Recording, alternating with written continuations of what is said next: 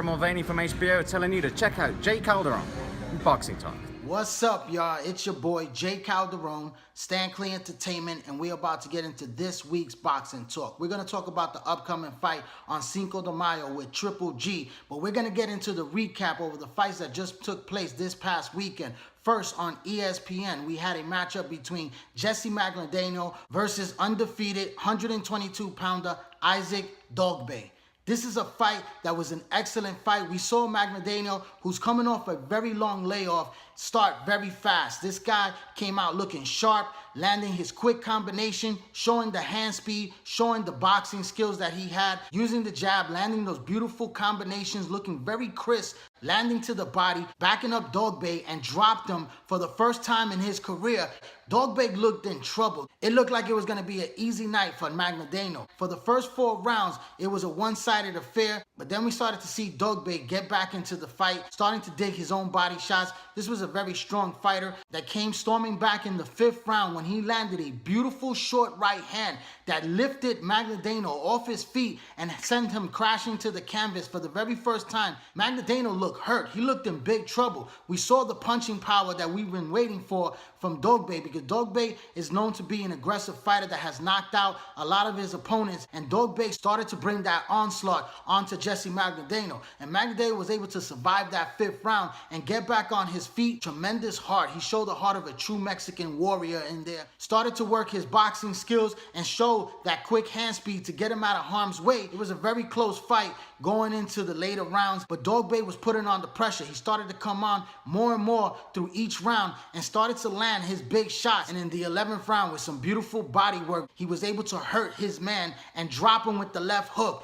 Magdaleno was in big trouble. This guy was out on his feet. He got back up, but it was the end of the road for Jessie Magdaleno, as Dogboe finished him off with some hard combinations and dropped his man for the 3rd time in this fight. The fight was called off, and the young 23-year-old undefeated challenger became the new WBO junior featherweight champion from Ghana, who represented Great Britain in the Olympics. Now this young man joins other great world champions from his country like Azuma Nelson, Ike Cortez, and Joshua Clottey. This is a very exciting, talented young fighter who is a very strong puncher and proved that he is one of the best at 122 pounds at the biggest stage of his career. This was the biggest fight against the best challenger that he has ever faced, and he showed why he is a hot young fighter. Now moving over to the HBO card, where we had Brooklyn heavyweight Jarrell Big Baby Miller take on Johann Dupas. This was a fight where Big Baby Miller was showcasing his skills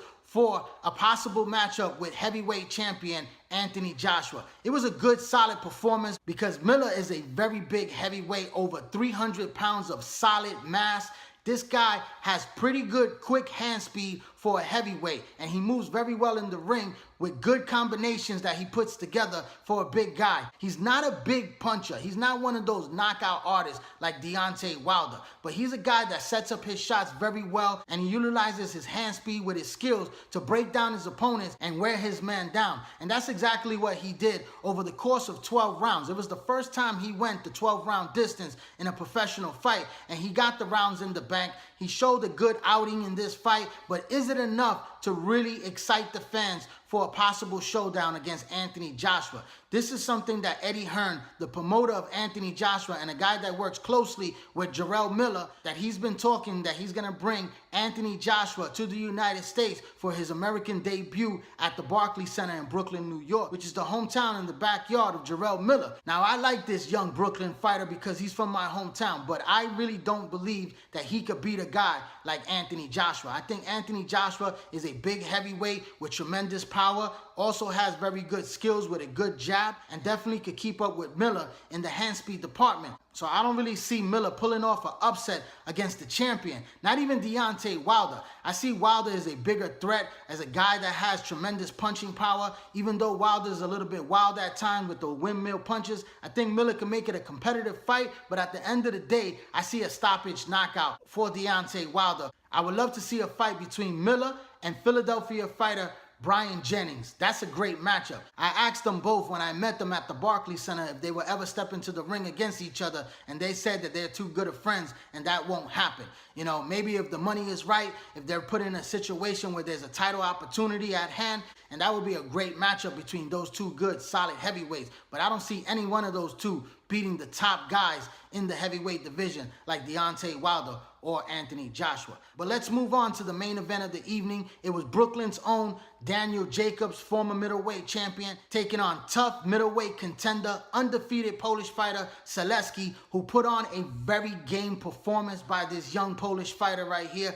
Daniel Jacobs came out fast, gun blazing with the hand speed. We know that he has very quick hands. He has that good hard-hitting punching power. He was able to catch Sulecki with some hard-hitting shots, but Sulecki showed a great chin throughout this fight. He showed heart, he showed determination in this fight, and very good boxing skills, solid skills, landing his jab, landing his own body work, and putting punches together very quickly. He had good speed on his punches, and he was able to give Daniel Jacobs a very tough fight in this fight. Jacobs got hit quite a few times in this fight, but Jacobs kept his composure. He abandoned the game plan that his trainer set forward because he didn't utilize his jab. He didn't box more. He wanted to slug. He wanted to put on a show for his Brooklyn fans at the Barclays Center. But Sulecki capitalized on that because he was able to exchange a lot more than actually get outboxed by Daniel Jacobs. This was a back and forth affair that was a very exciting fight, a very good performance by both men,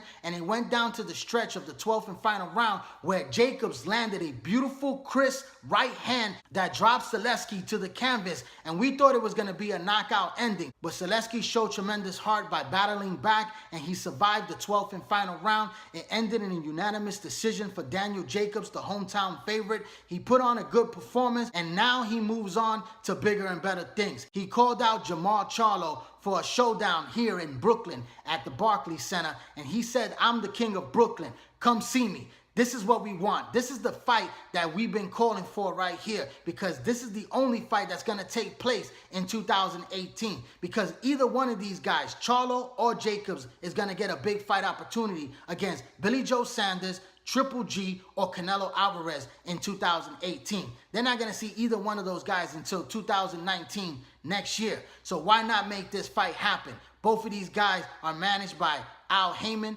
HBO is going to put big money on the table for this fight to be possible. Why not have it in Brooklyn? It's a big, big fight.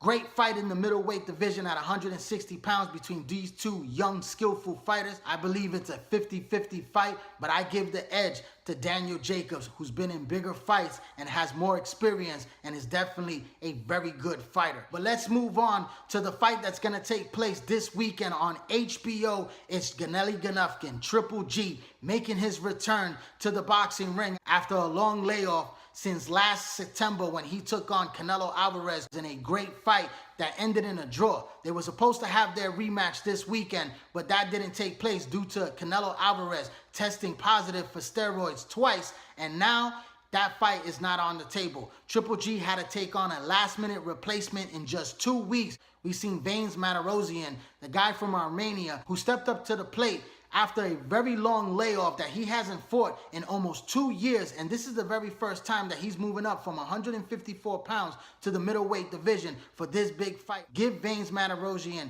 credit, because he's been in there with Charlo, he's been in there with Aslandi Lara twice, with Ishe Smith, and also Demetrius Andres. And he's put on good fights against all of these guys. This guy has had great opportunities because of Al Heyman, who manages his career. And now he's getting this big opportunity to fight for the middleweight title of the world. The IBF and the WBC has allowed Triple G to take a voluntary defense in short notice to take on Martirosyan. And this is a fight that it's not going to be what we expect. We expect it to be a big fight against a guy like Demetrius Andres, Charlo, Daniel Jacobs, or even Billy Joe Sanders, who has a fight coming up in June, or somebody that's more worthy. But none of these fighters would have taken this fight on short notice, 2 weeks, with short money against a big threat like Triple G. So Triple G had two choices: either stay out of the ring much longer, because he's already been out for several months, and he wanted to get back into the ring, shake off the ring rust, and stay active. So this is a good stay busy fight for Triple G. He's going to have a good, solid performance. You can count on Martirosyan putting on a show for the first couple of rounds, and then Triple G by the 5th round is going to take over this fight, break his man down, because I don't see Martirosyan entering the 12th and final round of this fight. I see him getting broken down by the jab and the extensive body work that Triple G is going to have to really work on this fight and really show his arsenal and end this fight in spectacular fashion to win his 20th title defense and tie Bernard Hopkins in history as the only middleweight to have 20 title defenses throughout his career and his reign as champion. And this is a fight where a lot of fight fans are going to criticize that Triple G is fighting a bum and that he shouldn't be in the ring with this fighter. I tell you this right now.